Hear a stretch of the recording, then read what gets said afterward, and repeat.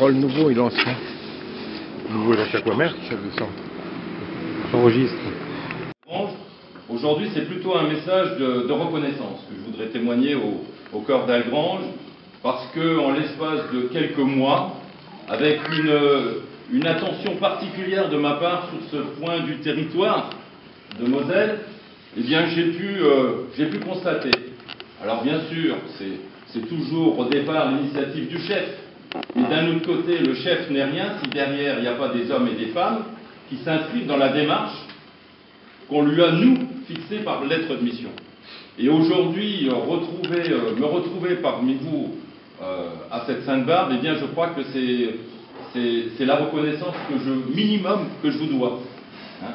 Alors cette reconnaissance, je dirais qu'elle se manifeste aussi différemment, vous y avez fait allusion, et je voudrais simplement signaler que dans des contextes contraints, monsieur le maire, vous le savez, hein, le SDIS n'y échappe pas, parce que si vous avez des budgets contraints, les nôtres sont le fruit des budgets des communes et du Conseil général.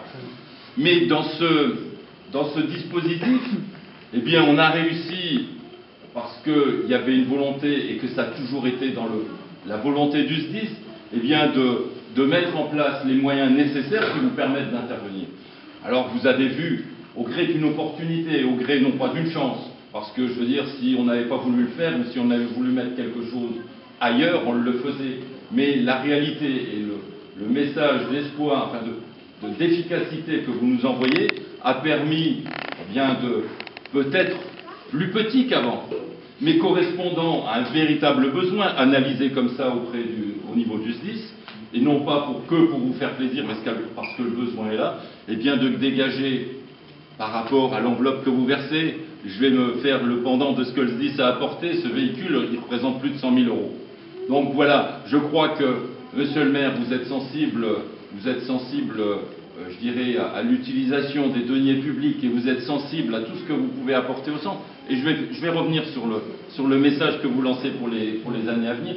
Mais je veux dire, on est dans la même préoccupation et dans la même complémentarité. Ça n'était pas venu jusqu'à nos oreilles.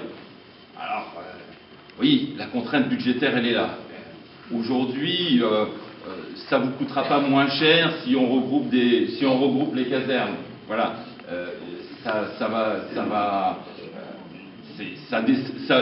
On est au début d'un long parcours, à mon sens. Et il faut aussi se dire une chose, c'est que lorsqu'on essaye d'additionner dans une fusion 1 plus 1 plus 1, ça ne fait pas toujours 3. Ça ne fait pas toujours 3. Je crois qu'on le constate dans d'autres instances, que ce soit dans les communautés de communes. On a pu aussi y avoir des choses comme ça. Donc il faut être très prudent.